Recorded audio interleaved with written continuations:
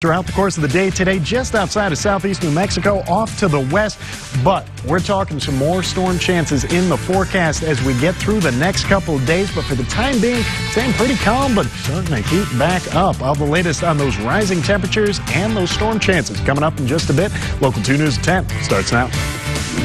A crash involving a diesel truck lands one MISD teacher behind bars for DWI. The arrest affidavit bringing new details.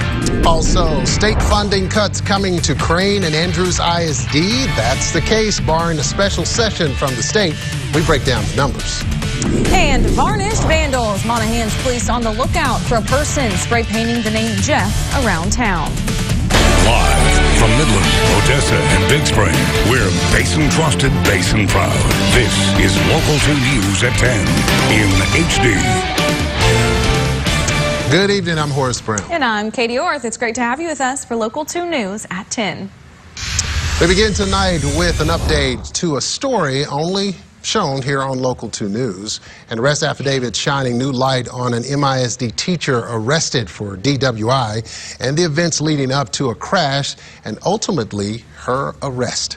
Local 2's Don Log joins us now with the details of arrest affidavit that shows the teacher was also involved in an accident. Don.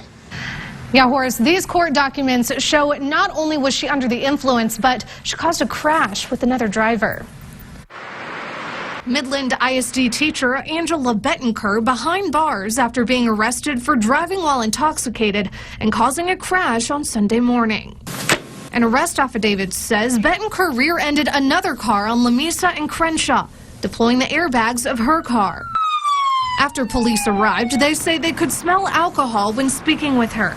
When asking where she was coming from, she said, quote, "Loop and 250. She later admitted to officers that she had in fact been drinking. The teacher was arrested just after midnight on Sunday morning when officers decided she was intoxicated and put her in handcuffs. The school district confirming Monday that she's a first grade teacher at Burnett Elementary, and they won't make any decisions in regard to her employment until the investigation is complete. Now, these documents state she did not receive a field sobriety test due to the fact that she was in an accident. She also consented to a blood test. And the school district tells us as of now they haven't decided on a possible leave of absence because the school is out for summer. Live in the studio, Don Log, Local 2 News. All right, Don, thanks for starting us off this evening. We will continue to follow this story as the district makes a decision. When that happens, we will keep you up to date on our website. You can go to yourbasin.com. And up in Monahans, police there searching for a vandal who spray painted the word Jeff on an RV. There was also vandalism on a nearby metal fence and wooden fence. It's unclear how many people took part in the vandalism. If you have any information, you're asked to contact the Monahans Police Department. Crane and Andrews, 2 of 300 districts relying on state funding that expires in September after legislature decided not to extend that funding for districts. Crane ISD looking to lose about $8 million. Andrews nearly $14 million. Local 2's Michael Lozano is live in the studio with more. Michael. Yeah, guys, on September 1st, hundreds of school districts will be scrambling to adjust their yearly budgets. And Crane ISD Superintendent Bill Boyd tells me he's trying to cushion the impact. The very bottom line when you get to it is it's negatively affecting our students. Crane ISD Interim Superintendent Bill Boyd says Texas school districts are about to be thrown off a cliff. The fall is the end of the additional state aid for tax reduction, or ASTAR, on September 1st. Crane ISD losing $8.1 million in the process.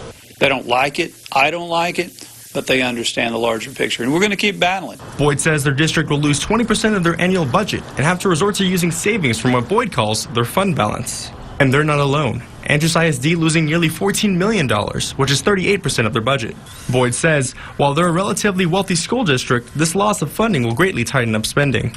Crane has it better than some. Some are going to circle the drain and not be on the map in a few years. And to me, that's small towns will disappear all over Texas if that happens. And Boyd has advice for those affected. Whoever your state rep is, whoever your state senator is, look and see how they voted on this issue. And if they didn't back fully funding ASTAR, let's cast a vote.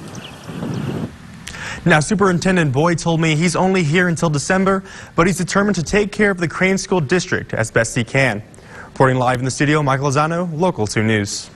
Thank you, Michael. And you'll remember just last month, Crane naming their new football coach. Steve Rodman was hired as both coach and athletic director for the district. He was just one out of 115 who applied for the job. Rodman previously coached at Spearman ISD. All right, here's some good news. Reagan County High School racking up an impressive $420,000 in scholarship awards for a graduating class of 53 students. Scholarship recipients say they had the task of applying for scholarships, including many essays and hundreds of hours of dedication applied. While the task was overwhelming at times, students say it was worth it. It's been really helpful. Like, it's all worth it in the end. Like, all the hard work that you put into it, it's really worth it. For some students, these scholarships are making college possible. While school may be over, lunchtime is not, and that's why this Monday the West Texas Food Bank started their summer feeding program. The program is beginning in 5 locations around the area, including the Midland Downtown Library, which is a new addition this summer. The program's goal is to give kids the opportunity to eat a healthy lunch while school is out of session. Lots of parents that actually summer becomes a really hard time to feed kids. You know, the highest need for hunger in our community is actually in summer for kiddos because kiddos are out of school. So the program plans to feed more than 40,000 kids this summer.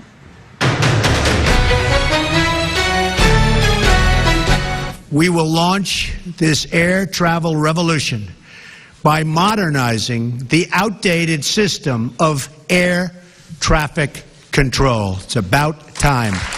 Changes are coming to the U.S. airline travel industry. President Trump announcing today he plans to privatize the country's air travel control system.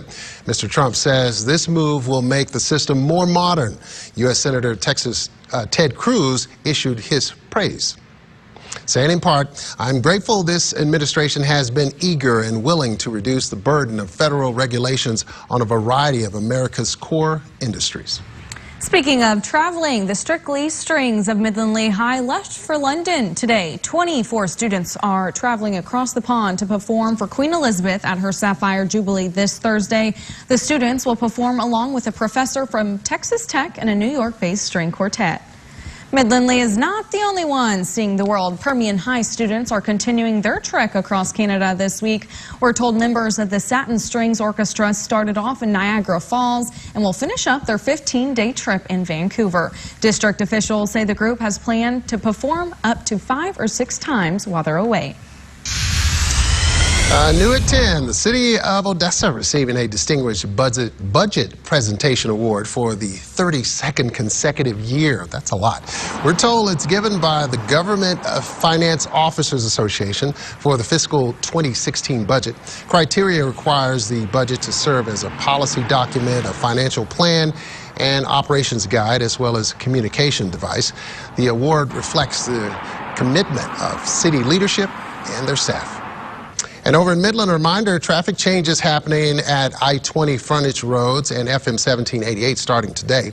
All-way stops will be put in place for the next 3 weeks as traffic signals are replaced. Frontage roads will also be channeled down to 1 lane. It's part of a year-long project to improve traffic flow and safety. The phase is expected to take about 2 months.